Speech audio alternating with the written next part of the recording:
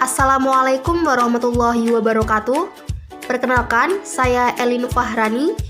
Dan saya Zihan Elmira Putri. Kami dari kelompok 1 akan mempresentasikan tentang morfologi batang. Baik, saya Zihan. Kalian tahu nggak sih apa itu batang? Nah, batang adalah bagian tumbuh-tumbuhan yang berasal dari epikotil dan tumbuh di atas permukaan tanah. Walaupun ada beberapa batang yang tumbuh di bawah permukaan tanah. Batang memiliki struktur pembentuk seperti floem dan xilem. Batang juga selalu tumbuh ke atas dan mencari arah datangnya sinar matahari. Batang dapat tumbuh tegak, menggantung, memanjat, maupun membelit. Saya Elin Fahrani, saya akan menjelaskan poin kedua tentang sifat-sifat batang. Nah, di sini sifat-sifat batang apa aja sih? Yang pertama, batang berbentuk bulat dan panjang seperti silinder dan bersifat aktinomorf, artinya dapat dibagi menjadi dua bagian yang setangkup. Untuk sifat yang kedua, yaitu terdapat ruas-ruas yang dibatasi oleh buku-buku atau tempat duduknya daun. Dan yang ketiga, yaitu batang tumbuh menuju ke atas atau menuju ke cahaya matahari dan memiliki sifat fototrof dan heliotrop. Dan untuk sifat yang keempat yaitu batang selalu bertambah ujungnya sehingga pertumbuhan batang tidak memiliki batasan atau tidak terbatas.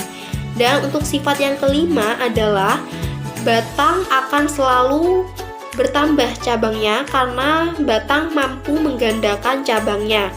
Dan untuk sifat yang keenam adalah biasanya atau pada umumnya batang tidak berwarna hijau, hanya kecuali untuk batang yang masih muda atau rumput. Nah, di sini ada juga gambar batang yang menjelaskan mengenai morfologi batang. Yang pertama yaitu ada terminal bud atau artinya yaitu ujung tunas, dan ada juga axillary atau lateral bud yang artinya cabang tunas. Ada juga flower bud yang artinya yaitu bunga tunas, dan ada juga leaf scar yang artinya yaitu bekas daun. Dan ada internodus, ada nodus, ada lenticel, dan ada juga growth ring atau yang artinya merupakan cincin pertumbuhan pada pohon.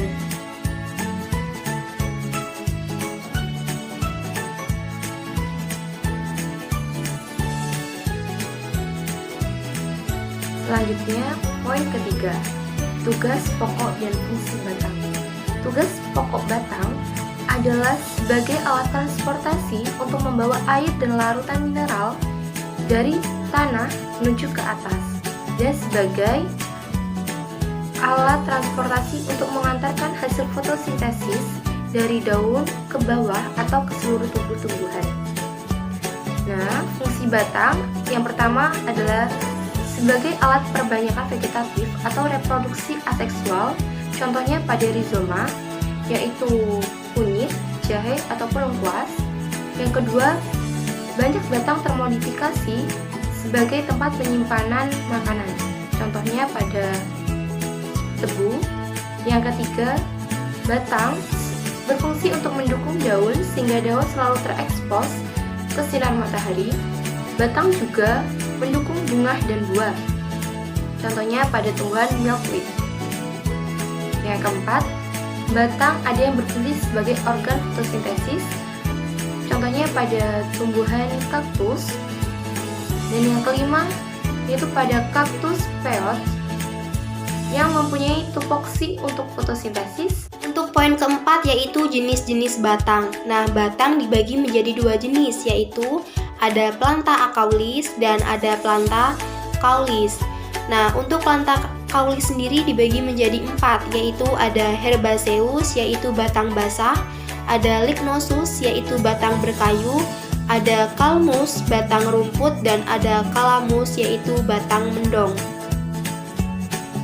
Untuk planta acaulis yaitu tumbuhan yang tidak memiliki batang.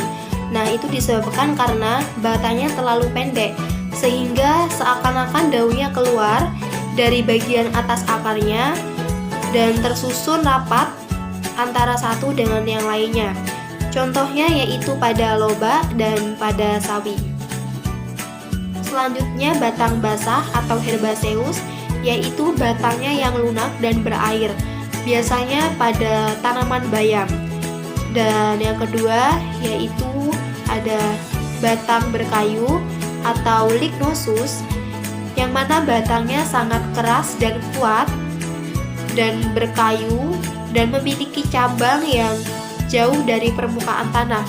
Dapat dicontohkan pada pohon nangka, pohon mangga, dan lain sebagainya.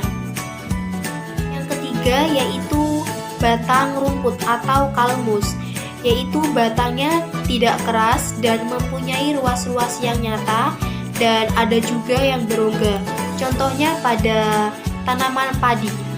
Dan yang keempat yaitu batang mendong atau kalamus. Hampir sama seperti rumput, yaitu memiliki ruas-ruas, tetapi memiliki ruas-ruas yang lebih panjang. Contohnya pada rumput teki.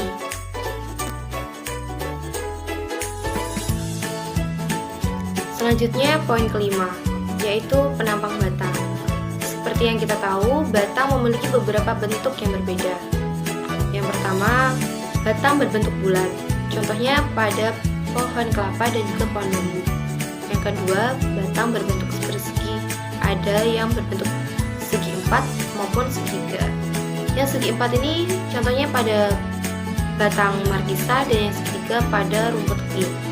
Yang ketiga, ada batang yang berbentuk pipih. Biasanya batangnya berbentuk lebar dan mengambil alih tugas dari daun. Contohnya pada kaktus.